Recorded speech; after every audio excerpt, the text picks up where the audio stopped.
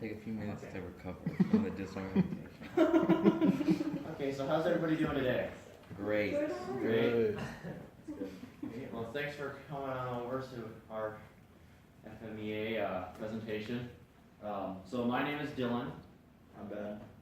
And I'm Mitchell. I'm Chris. Yep, this is Chris.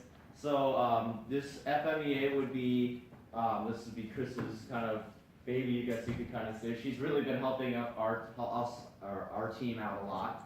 Was trying to make this as efficient as possible for our team and grow FMEA into, hopefully, and within a few years, into something that Minnesota is especially known for, and that all teams start doing. And then Mitchell here, he is our safety captain on 4607, and he is very, very good at his job. So I'll just be going over 5S after these guys are done with their FMEA. okay. Anything else you want to add? Okay. Go for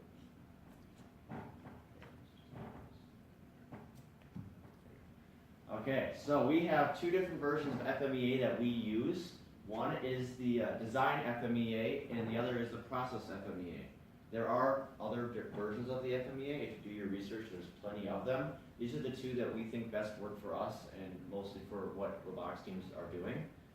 Design FMEA, that is going to be more towards your actual, before you're building the robot. And you're going to be working on, okay, what are the problems that we see in the future for this robot actually happening? Your process FMEA is that once your robot is being built, you're going to now have to worry about absolutely everything else. Okay, we had an error in the pit. This pit didn't put the correct battery in the robot. That's technically a fault that gets labeled into the process FMEA. So in our pit, we do have an actual TV that's always in the front of our pit, and that shows every single error that you could possibly imagine on anything going on robot related. So we have driver error, operator error, pit error. Okay, we had a robot failure. We have whatever actually failed on the robot that we maybe didn't predict, or just anything in general that does go on there. And we also go back at after the regional, and checking out what we need to fix for the next regional or worlds or state, whatever happens after that specific regional. And then that's how we make sure that our robot improves. Because when you're actually at a regional, you're going to fix your robot as quickly as possible to make sure that it stays working, but you're never actually going to probably do the correct solution. So once we come back, we'll fully analyze, we do a meeting, we fully analyze what exactly happened, each problem that we had, how do we fix this for the future, how did we fix it, is that the correct fix, or is there a better one? And we spend multiple hours on that, trying to make sure that we made the robot to its best of its abilities. So FMEA, our FMEA team, yes, we do have a team that does do this. That is not their sole purpose. We they're very active on the build side or whatever department they're actually in. Most of them are on the build/programming side of things. But don't think that you need to have people always constantly on this. You just need to make sure that you keep this updated constantly and always have this in the back of your mind at least. It also helps having the FMEA team also on the building CAD or whether departments you have on your team. Because it also helps them deciding what was the failure and how to fix the failure, and they can actually go back and fix it themselves and make sure it actually gets done for the next regional. It actually helps quite a bit with other people on different departments. And I'm learning over the years. Yes. That's one thing that is probably going to be the biggest help to us that we are seeing right now. Once we've now been logging all of this, we are seeing exactly what problem, every single problem that has existed over this entire year on the robot side at least, has been documented. And we know exactly what the problem was, how we fixed that problem in the field, how we fixed it when we got back, how we made sure it doesn't happen again, and we analyzed how bad that problem actually was to the point now where we now know how to prevent that for the years coming. So hopefully now this next year, the goal would be you no longer have those same problems, and that you're now fixing problems that you now have new ones, but they're not the same of sorts. That's the goal of what we do. So when you're actually in your design, and when you're actually doing your design, basically what you do is you're going to come up with your design of your robot. Let's say you're designing a manipulator. For us, we have this arm So once we decide on, let's say we're deciding on an arm at the time, we're gonna go through exactly every single failure we could possibly think of an arm, and say what that failure would then do to the robot, and what that would do to us during a match. And then we figured that gives us a number that would then say, okay, this is rated a 8 out of 10 on the scale of bad, and obviously 8 out of 10 would be bad. So we'll try to fix that and get that number as low as possible, so we don't have to worry about that really ever happening. That's usually that's our goal. So now that we've come up with that, now we try to get all the numbers as low as possible. The goal for us is to try to get those numbers as low as possible, and then that's preventing it. And then once we've prevented them, then the biggest thing now we're actually in the field is now we have to try to detect the problems when we see. So now that we know, when we actually have all the things that we're preventing, we now see, okay, these are the biggest problems that we're probably going to end up having. So we check for those every single time the robot comes back into the pit. We have something called a pit checklist, and it is a list of things that is required to have the robot be checked on before the robot leaves back out onto the field. No matter how short of time we are, we always go through that before it leaves. So the robot, we make sure every single time that all the wheels are the correct tightness on the drivetrain, because if they're not tight the correct way, the autonomous will not work right. And that is checked every single time, and they have to check that off in the pit checklist. And if it gets checked off and they didn't do it, or they don't do it, like we have procedures to make sure that that is dealt with immediately. Could I just look, like, I wanna just emphasize, like, we make sure that that pit checklist has gone through 100%, cause I'm 100% done. Like, even if it doesn't get done, when the robot is moving out of the pit, we have our guys just checking and saying, all right, is this good? They're running alongside, walking alongside the robot and making sure that everything is right and ready to go. So I just want to emphasize that we make sure that that checklist is 100% complete before that robot goes on the field. No matter what, we will, as a drive team member, I promise you that there's a lot of moments where I'm like, we gotta get the robot out of the pit. I mean, they will tell you no. They will not allow that robot to leave the pit. I think one time this year we allowed the robot to leave the pit without it, and the robot broke on the field. So we guarantee that is not allowed to have the robot leave the pit without that checklist being done. And really, that might sound daunting if you really want, it's something that I really recommend. Don't think it's scary, like, it doesn't take that long, really. Yeah. It really doesn't. The time that it takes is because we power up the robot and run through all of the stuff quick to make sure that everything's moving. That's probably the most time consuming part. And if we've gotten efficient at it, so probably that takes 2 minutes probably to get through that entire list. It's really not that bad. So don't think it's like this huge process. They usually fix whatever they need to fix, and then they run through that checklist. And I know about half the time we probably run through that in the queue line. Yeah. It's really not that big of a deal. It's like the stuff that you can't check while you're in the queue line, check in the pit, but otherwise it's not very bad. If you set up a good checklist, you're good to go. And our checklist does get added to in some of the first tournaments as we're doing our 5 Ys and our short-term corrective actions. We'll add to our list, so it's not exactly a static list. It changes as we need it. And we've combined and deleted as we went along too. Yes. Yeah. So as a failure comes up, we'll add to the pit checklist, make sure it doesn't happen again, preventing the issue from happening. Okay, yes. Try to decide how I want to talk this one.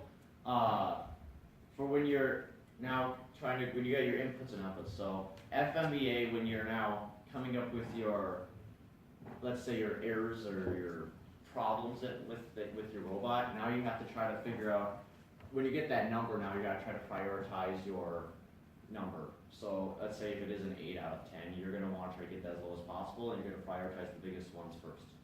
Because if you have a 10 out of 10 chance that thing's gonna break, you probably want to fix that. Because otherwise, that's probably gonna be too much time wasted in the pit, and time wasted in the pit is not something that really should be allowed. You want this robot to be as maintenance-free as possible, which is impossible to have maintenance-free completely, but make this robot so it does not break, or Can be fixed with fast. ease. That is a big thing that we worked on this year, is we learned that the couple things that we knew did break, we had procedures to fix as fast as physically possible. I know we had, the biggest thing, we had a linear actuator that went up and down, and we had the little sensors on it, and those went wrong a lot, and we had spare parts to just switch out that whole linear actuator within 10 minutes probably, at most. and that whole thing would just get swapped out. We wouldn't even mess with trying to fix it. The same with our arms on the top of our robot. Yeah, they're this huge contraption, and if they broke, instead of just sitting there and fixing it, we'd take it off and swap the whole thing out, and then just fix it on the table because we had a spare one. It just, that's how we decided to fix problems with that. We knew it was gonna break more often, so we had procedures and set for, this is gonna break more often, how are we gonna fix this in a hurry? And that was actually really efficient to do, module things like that. Modular is extremely good, because then that way you get it switched out fast, but then you're not rushing to fix it. You can just, all right, robot's out there now, we can take our time, we can do it safely, and we can just fix it in our own time. So, FMEA benefits. Oops, that wasn't supposed to be there. Okay, just, yeah, okay. But we're just gonna keep going like that, okay, the right thing. So the benefits that we have now seen, well, you can probably just go and list them all out, really. These are all the benefits, sorry about the random things there. But these are just all the benefits that we have now seen on our team with FMEA. We really are gonna try to push this on teams just because it is really, really helpful. It is something that you don't have to maybe go to the full extent like what we have. It's helpful the way we have done it. You definitely don't have to go that far if you're not comfortable with that right away. And we're always here to help, which is why that email's there, and it'll be on another slide too. But it is something that has made our pit and robot and design everything way more efficient in every single way. We now know every year, for us at least, when you see the game released, first thing you do is you have a strategy meeting. First thing you do, I don't know if I'm guessing that's about what everyone else does. And the first thing that we did, at least this last year, and basically every year you do, is you say, well, we need to know what a drivetrain we're using. And now, years now that we've done all this, we've done this on actual documentation on just about every single drivetrain. We know about what each one are able to do. And we realize that compared to efficiencies, a tank drive to us is by far the most efficient one, no matter what you do. No matter what the game is, it's like, well, it's really efficient, so why don't we just always stick with that? That's the things that we're now learning due to this. So this is now shortening up our design period, and then it's making our design period more efficient, in which then our build happens a lot quicker, and then our build doesn't have to work as hard because the building's done and they don't have to keep fixing the robot for us. Another thing, a little thing to add, when you're also building a drivetrain, you have all these things already listed out from the previous year. You already built that drivetrain, you already picked out all the possibilities that can go wrong. You can then go the next year and fix all those problems with the first drivetrain you built, and then maybe more issues will come up, or maybe you don't have as many issues, but you fix those issues that you came in from the last year. And a good example of that was this year, our robot Pitchfork was based off our 2016 robot Torque. 2016 robot Torque was a tank drive with an 1/8 inch drop center and 8-inch pneumatic wheels. I don't know if any of you guys have ever done that build, but it was a terrible idea because 8-inch pneumatic wheels need more than an 1/8 inch drop center, need a quarter. When we started designing this robot, originally we were like, well, maybe some pneumatic wheels, and then we started realizing, well, we had the same problem back then. We don't want to repeat this problem.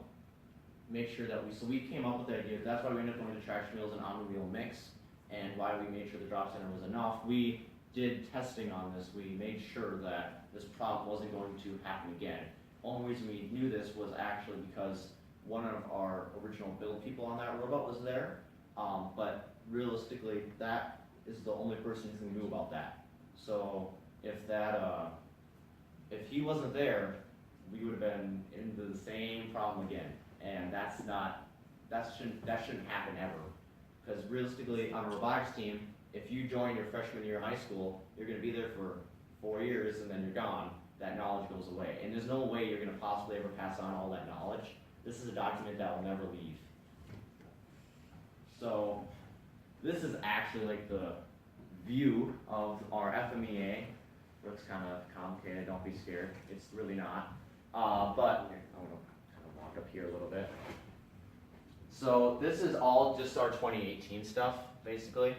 So This is everything Yeah. from 2 regionals all the way up the until worlds and state. World and State. Yep, we have worlds and state in here too. So like right here, you just stop here, let's say. Here you got like a pit failure, the arm was the actual problem, it didn't get tightened right, the fact it didn't lift or lower. No, and then that's literally all it is. It's like, that's all we fill in. It's, once you get the original like documentation, which really doesn't take that long, well, now that we know what we're doing a little bit, right?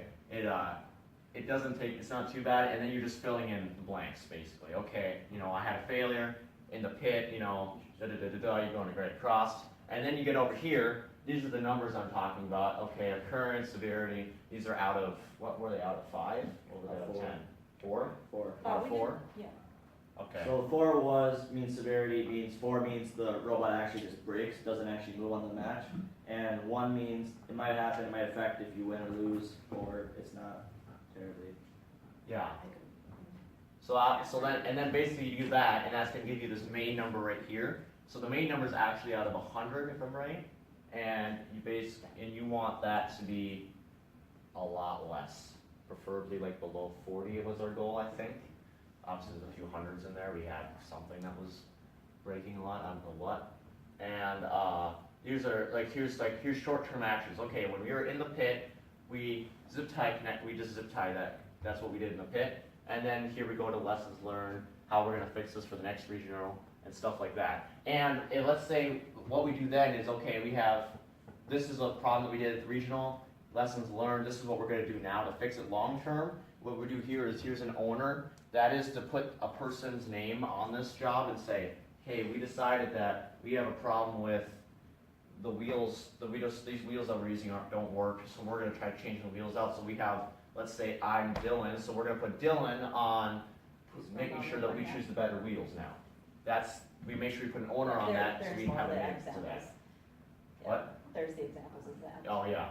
So yeah, it really starts filling in, obviously.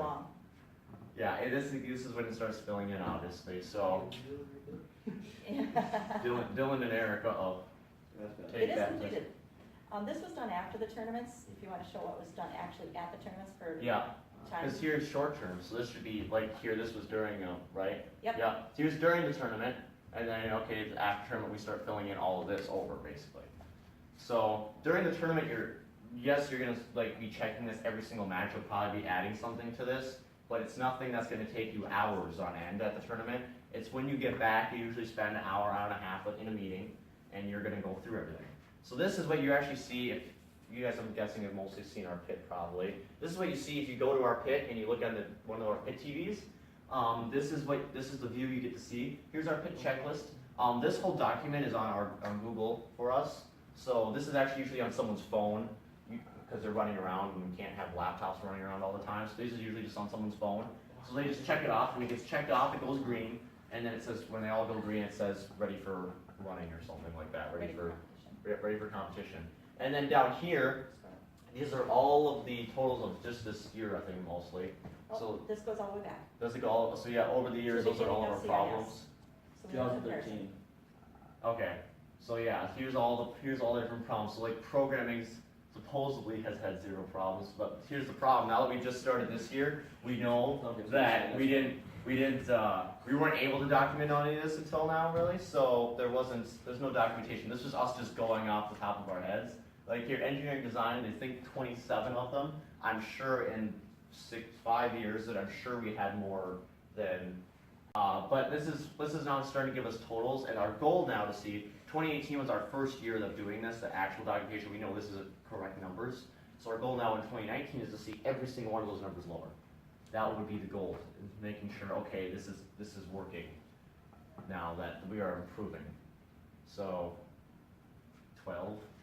Programming. Okay. If you want to scroll up, you can see the 5S, right? Oh, just on the yeah, side. and that's our, yeah. And this is the pit checklist we go through, and then Yeah. once it's done, it'll Yeah, present the robot is ready for competition. Yep. So then, yeah, this is during our competition. This is what we're actually filling out. So we only have this sheet open while we're at the That's tournament. the This is only all- thing that gets touched during the competition, actually. We're not doing a whole lot of extra stuff. We keep it simple. And this is where we'll add those different failures. So we'll just add this back to the FMEA chart we just went. And then one of the things like that we see, so one of the things we realized, I think it was actually in the first regional, we had battery problems a lot. So how do we fix that? We go to the battery section, which we then created. So this is actually, what we did is we actually started listing off practice or qualification, no matter whatever we did. We listed what battery we were using and what number, what it was at, for voltage and and then we actually labeled at the end of it did that battery work well. We ended up finding out that we had 2 batteries that we labeled for practice only because we kept rounding out with them, and we said, okay, then we're not going to use them. So And we also started rotating them. yep. So this was actually, because before what you do is you just throw them in your battery cart and you grab your battery beak and you plug it in quick and you say, oh, this battery looks good, and you take it back out, not knowing that you probably used it in the last match and it just had the current. Basically, you go plug in and plug the battery beak in right away. It has the built-up current from being charging.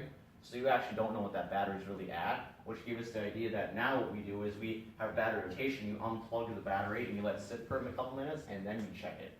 Because otherwise it has the built-up electricity for being charged, so you're going to get a false number. It's not actually at 13.6. It was just charging at 13.6.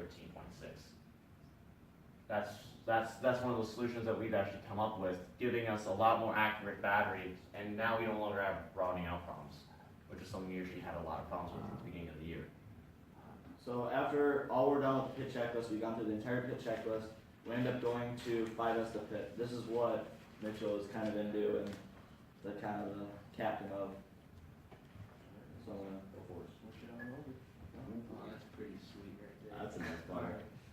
So, does anyone know exactly what the 5S program is? Any ideas, anything up like that? Just want to know what level I should speak on. Alright, we're going to say we're all new here. Alright, so what is 5S? 5S is an organizational method that's just extremely systematic. It begins with sort, then you set, and then you shine, standardize, sustain, and then you repeat the process. So, first step, sort. If in doubt, you take it out. This is by far the hardest step. I can say just because with first, we're always supposed to help everyone and give a helping hand. And if you take out a tool that someone might need, well, that's preventing someone from potentially being a good alliance partner, or just they can hurt them in the long run. And it's just, you want to try and help people, so it's always very, very difficult to take out stuff. I always go by this rule of thumb. If you've ever seen anyone use it, anything at all, if you have to use it on your own robot, you've seen someone else use it. You might want to keep it in. Otherwise, if you haven't seen anyone use it in like a couple of years, you haven't lent it out to anyone at any regionals, you just say, all right, let's take it out. This is a good example from like our own shop. That is a CNC mill that we got donated to us, but in the process of it being donated to us, they broke it. And it was one wire that was broken somewhere in the huge heap of the white elephant that is. So we couldn't actually use it, and it just sat in our shop. And it's about 10 feet by 20 feet long, 10 feet tall, and it just sat. We never used it. Yeah, it just leaked oil. And it just, after we always kept talking about fixing it, and then the idea came around and said, well, 5S, sort, are we really gonna need this? Do we really need this? It's so big and everything. We were planning on getting a little one, and we thought this one was much smaller when it was being donated to us, and we just thought, all right, well, now let's try and get rid of it. So we found a local business that we donated this to, and we got rid of it. Now we got like 200 square feet of extra space, and I mean, it's just so nice. So, yeah, go ahead. So, second step is set. Everything has a place and everything in its place. 2017, this is what our screwdriver drawer looked like. Let's just take a moment, just look at it, just wipe away that tear and just say, all right, I'm ready to go now. You do not want your toolbox looking like this. It's a mess. You can't see anything. All right, it's one of those, a Phillips is one of those a standard. You just can't see. So now, what we have is actual trays in our toolbox where each individual screwdriver, each individual socket, it has its own place. You put it in there. Everything has a place, everything in its place. When you're done with the tool, put it back. Don't lay it out, just say, oh, someone else will probably use it, someone else will put it away. Well, in the event of regional, you lay that tool out, all right, is that tool lost? We need it. Where is it? You're wasting time. It's not a very good deal. Just if you can get little trays, or we got these HDX boxes that they're very nice. They can stack, they can open up, you can put all your pneumatic components in there. They go right into a drawer. Just, you want to almost label everything. Everything has a place, everything in its place. All right, you can go to the next one. All right, clean and examine, or investigate through cleaning. And this is part of shine. So cleaning is an extremely important part. You just want to make sure, for the safety side, you don't have any random like shrapnel or slivers of metal that could possibly give someone a sliver. But also by cleaning, you're also able to examine tools and everything like that. You can see, oh, this drill bit, it's cracked or something like that, or this Sawzall blade, it's not good. So then you can take it out and replace it with a new one. And that goes back to the set in order, so everything has a place, everything in its place. Just want to make sure it's clean. And we got this very nice Milwaukee vacuum, man. Like, you don't know how hard it is until like you're sweeping everything and you get a vacuum cleaner. That's gorgeous. That's priceless right there. That is by far my most favorite tool in the shop. And these guys can like, I hate cleaning that, I love that it's thing. so good. You'll see me just during the regional. Yeah. I'll just be vacuuming the floor, and then before you know it, I'll be out in the aisle just vacuuming. Yeah, if you watch a robot leave the pit, you'll just watch I'll Mitchell. just be Right as out the in the robot hallway. leaves, you see him hook up the vacuum, and just starts going, and pretty soon he's like in the next pit over. He just keeps going, and it's pretty common. Yeah. There's no one in the next pit, he'll start vacuuming that pit. You just want to make sure you keep everything clean, because like, especially when you're in a pit area, just we have a whole bunch of stuff on the floor, it just ends up out in the hallway, in the aisle area, and you just don't want that. So you can go to the next one. Alright, so standardize. You want to make the rules, you want to train the rules, and you want to enforce the rules. So, I'm the safety captain, like, by first standards, but on our team, I'm the director of staff, safety training, equipment, and pit. So I want to make sure that everyone understands what 5S is and how to do it. So it's just, at the beginning of the year for safety and everything like that, I do a presentation, we go over it, and since this was our first year doing 5S, like, we had everyone sit down and say, alright, how do we want the toolboxes organized?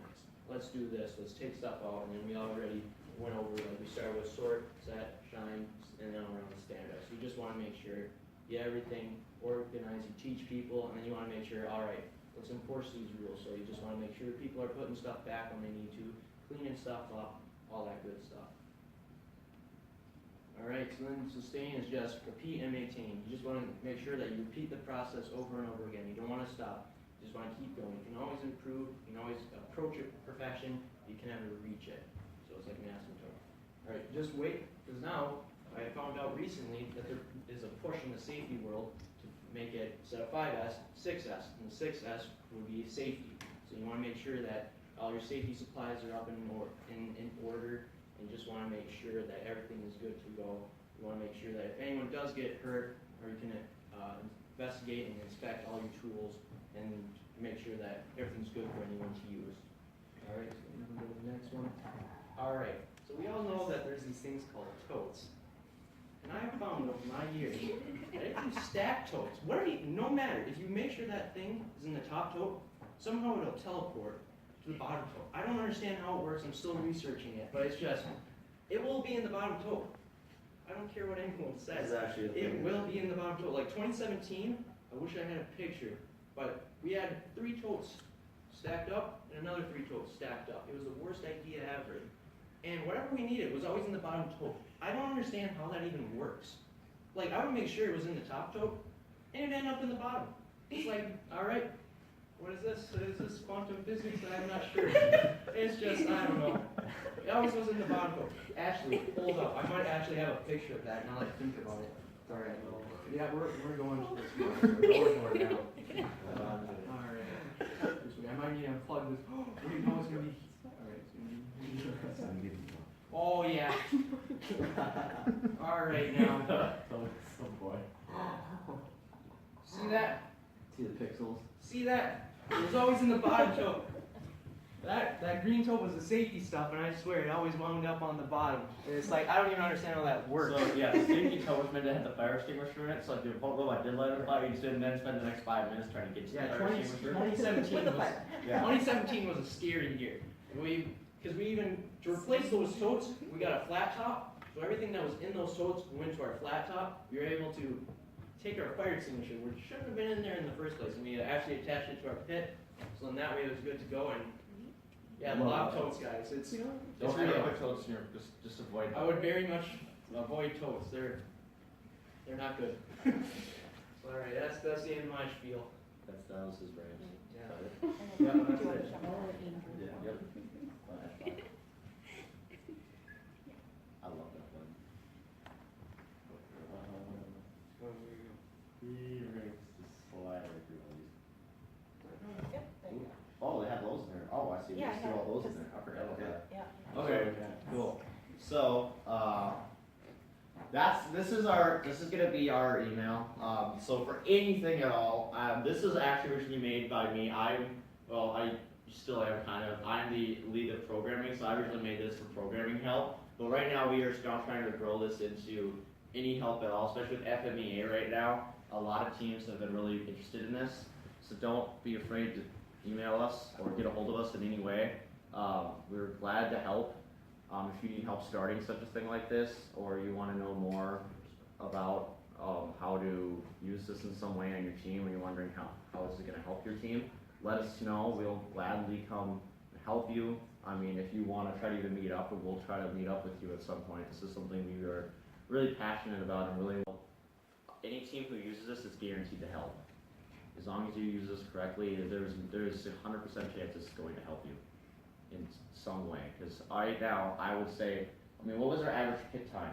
Oh, it was What, 5 minutes probably? 5 minutes. I mean, I remember 2017, we probably had, our robot was never ready to go on the field. I've never seen a team who could I would roll the cart into the pit, and within 5 minutes they could roll it back out. No matter what you broke, within 5 minutes it could basically be out, back out. You know why 2017 was that bad? Because you had totes. It was the totes. Is anyone else getting PTSD from those totes? I am. I already know. He really doesn't like I don't totes, like I hope you totes. know that. Like, I had to fight people to say, we are not putting any totes in the We no longer We have have totes in one the show. tote just for stuff, and it's like, we don't go over one tote. Because if you have 2 totes, it's gonna end up in the And bottom. actually, even we had No, one I tote, understand. but the problem with the one tote was then we piled stuff on top of the tote. It So wasn't it's actually. one tote. It's one tote. It wasn't even any totes on top of it. It would just be like the coats and like the bags. It's like- and And then we started laptops. putting totes on top of our pit structure. And That was fell on like me the other year. 2017, and we don't speak of that, because that was like, And then people leaned up on the banner and those totes would fall. So, do you guys have any questions for us at all about any of this? Any questions? Yeah, any questions about any of this? You guys can ask about anything here. Doesn't even have to do with lives don't ask about 2017.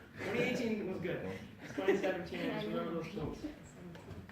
Also, don't buy 100 HDX boxes like we talked. They're great. Otherwise, you come up with a lot Except of for HDX now, boxes. yeah, there's a lot of HDX boxes, because those are fun, because they actually, you can set them on top of each other, because they nest And then nicely, you and can then you lock. can clip them together. Like Now you have this totes. huge deal that's like this wide, and you're like, yep, this is a lot of totes again. That is HDX. a real. That is a real struggle. Yep. So, is there anything at all? I mean, are you guys interested at all in trying to do this with your team? We're not organizing it. Oh, I. Oh, We- God, oh, don't don't even even get say started that. on that. Don't even say that. We didn't even know where our computers were at one point Last year we started out with 7 laptops, and we started off the year with our first leadership meeting for Elise, and we said we're missing 2 laptops. And we couldn't figure out where they were, and it took us 3 You months don't to think find They them. were in our team is organized enough? They were in our a- teachers, You're wrong. like, Back closet. back closet, We and didn't just even random know. marketing stuff. We couldn't even So- figure that out. It took us 3 months to find out they're in a closet in a room that we're probably in every day. Yeah. So don't think that you're not organized enough for this. Like, we're guaranteed we were Everybody way, has to way start less. Everyone, you have to start somewhere, and I personally, I think the biggest thing that I would start off with is going more on the pit side. Just start with like a pit checklist. Oh, yeah. By Yeah, far, do that. making the Saves so pit much time. efficient helps you out so very, very much in a regional. I can tell you about, was it 2 years ago or 1 year? Yeah, it was 2 Yeah. years ago. We had somebody nearly in tears because they made a mistake, and it was a mistake because they were trying to help fill in for somebody else. And that pit checklist reduced that, because if you got the list, you're not gonna, it's not a memorization thing, you know? Reduces tears. What? Reduces tears. It does Reduces reduce tears. tears and- It also Tears are reduces fun. repeat failures, so that's nice. You, I don't. We actually found out an interesting thing last year. Where we thought we actually went out on the field once or twice each regional last year with the bad battery. That should never happen, like ever, no matter what. So why is that happening? That's such a simple thing to fix. And that's one of those things the pit checklist has made sure that doesn't happen. I actually think that happened one time this year, wasn't it? And that was by the why I got added to the pit checklist. That's when we realized this is. That was our corrective. That was like, why is this a thing? That should never happen. You have batteries, they're not that hard to swap out usually. Why does that happen? So that's something that I would highly recommend you do. It's really not that hard. I would use like Google Sheets is what we use, because then you can have it on your phone and it's nice and easy, updates nicely, and then we just log all that data that you get from that. Yes, we do fill out all the failures, which is something that I would recommend too if you can, just because those failures really do help you out when you get back. A lot of times you don't realize how stressed out you really are at a regional, but when you get back from regional and you decompress, you don't remember much of it, It's like let alone childbirth. all of the problems you had. It is. You A remember the tournament bad is stuff. childbirth, you're working through it at that moment. Alright, Ben, You get your corrective actions, you're living, I know he does, Ben. If you haven't noticed yet. By the way, that's she's Ben's my mom, mom, so that's Ben's mom, so. makes it even worse for me. I'm here for mental You didn't have to let him know. So I was trying to block out everything. So I couldn't. That's my job as a parent, it's No, okay. it's not. It's not, I don't think it's a job to say that. So- Alright. Okay, but the thing is when you get back, you forget all the little steps, you forget about the pain. It's like this conversation we had going up here. Just end it. I'm gonna The- stop you right Just there. stop. In general, Just end it. I will tell you right now, last year we had so many mistakes and we're like, wow, this will be a story we'll remember for years. And this year, Chris came up to us and was like, hey, I'm doing this, we're doing a team, and like I would be helping and I would be like, okay, well what about the failures of last year? And he'd be like, the robot didn't move. Well, the Why?" robot sucks. So I mean, I don't really remember. I just remember like the big moments. I don't actually remember why. It's because you remember the robot didn't move. You don't remember. Well, that wheel wasn't right, or that motor wasn't working, or one of the gears was stripped. You don't remember any of that stuff. You're not going to after a year and a half. So now you're not learning from your mistakes, and you never should be repeating those mistakes. A mistake is good because you're going to learn from it, but you should never have to repeat that mistake to learn from it, or keep repeating that mistake because you're not learning from it. That's not efficient, and that's not something that should be happening. So just that's why we log them now. When you log such a thing like that, and then you come back and you fix that problem, so you try to prevent it, or at least now you're acknowledging that, then you at least know for the future, this is going to be, this is a good chance it's going to fail. How are we going to make it quickly fixable, which is why we did the modular stuff. And by far, I mean, I think even a couple weeks ago we were at Gitchigumi, and I mean, how many times, I think we probably switched out that head probably 4 or 5 times probably. That thing switched got out beaten. arms. That thing died. And yeah, you know what, sounds like a lot of swapping, but in the end it takes 10 minutes, and it only take 2 people in 10 minutes and swapped it right out. And that's probably one of the most major things that we have to fix. I want to point out too, what was the other benefit of Gitchigumi? How Oh, much we stuff could did pick you out bring? all the. Or did Yeah, not yeah. bring? We didn't bring any, okay, yeah, so. We brought it's- code. So 2 years, so actually, And that's here's, okay. here's the story. So in 2017, Mr. Urich, our coach, said, hey, there's this event called Gitchigumi, and we would like you to go up there. It'd be a good crossover because we had a lot of seniors leaving, and we were coming in as a new drive team, the newer team. So let's do a crossover event where they kind of train you in. So we went to Gitchigumi, had a blast. I got him. It was a great time, but everything over the summer mostly shows up at my house. So I just have all this stuff, and I packed, which brought the robot, and I got a small bin that was like this deep and about this wide, and that was just full of wrenches. Just random wrenches, I just threw them in there. Long story short, And that we was used about it. everyone else's tools instead of ours. So yes, we basically had to go there every single time anything broke at all. Because all we had was wrenches and electrical tape. And every single time something broke, we had to go to another pit and say, hey, we need this tool again.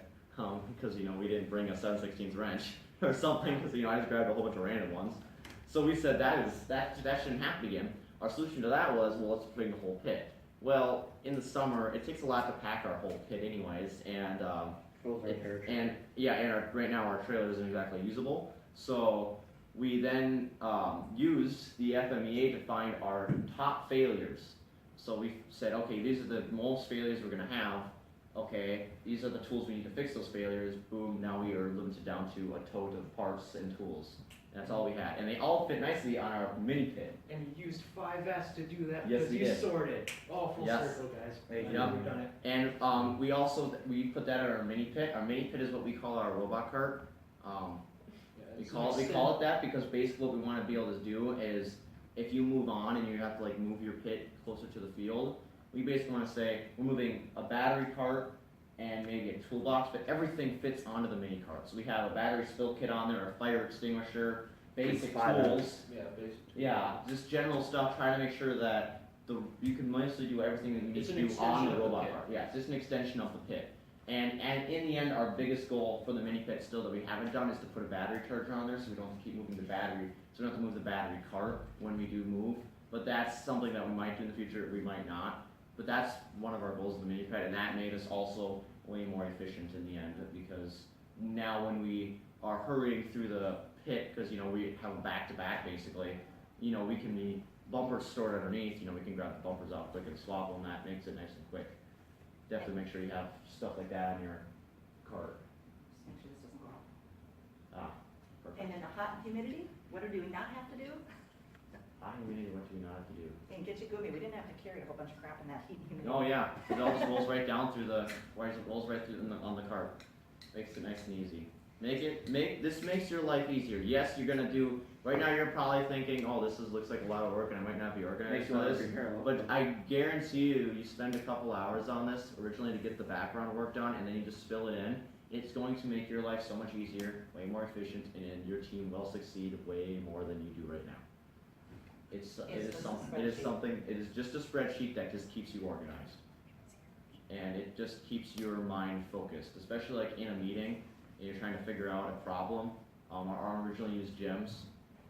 We said, well, here's every single failure ever had gems. That list was probably a mile long, not even joking. We Yeah. said, this is not this is dumb. Why are we doing this? There has to be a better way. Now we have a linear actuator because we had every single thing logged about those gems. We now know we would never use a gem again. They have so many problems. We know the mistakes we made on those. And said, well, why are we using these? These are all the problems we have. All these problems are fixed if we just use a linear actuator. That's how we came up with that. What you do? I'm reading the safety manual in my spare time. No, our captain, he knows exactly where every part of the safety manual is, so. I couldn't remember what you couldn't have. He knew exactly what Charge pages cards. was. Any other questions while even starting one, if you would Yeah. be interested? Don't be scared to start one. It's not that bad. I I know know it looks there's a lot of daunting. people here. I know it looks daunting, but it really isn't that bad. 5S and like FMEA, they kind of mesh together when you get ready to go to regionals and everything like that, because one, you helps you stay organized, and then you're also putting the right stuff into your trailer to carry on up, so. I really do just think this is a fancy organization tool. It really is what it is. And It's it just makes everything more efficient in the end. Yes. It does. I mean, pretty much every single design meeting we've had this year probably has this involved at this point. You keep updating it. It's a very live document. It's always changing. And as long as you keep that updated and you don't say, the biggest problem you're gonna have is you can't procrastinate on it because you will forget it. You just have it pulled up at all times. You fill it out as things go, and you'll guarantee to exceed the thing. Anything?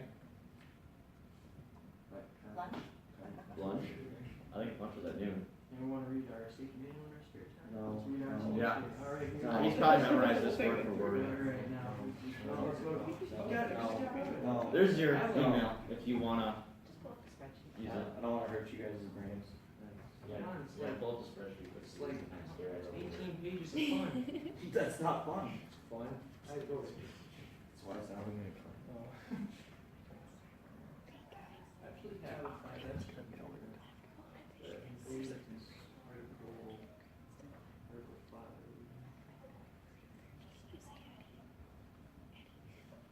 Article 6. So yeah, let us know if you guys have any questions ever about this. Get in contact with us. We're fully willing to help you guys out whenever you need it. So.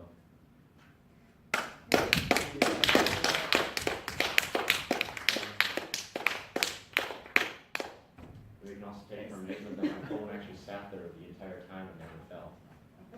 I'm kind of astonished actually. I didn't tell him the camera was there, now he's active in the. The camera was there the whole time, but that's fine. Subsection. Number one rule of prank videos. Article 5, Section 3, subsection 1.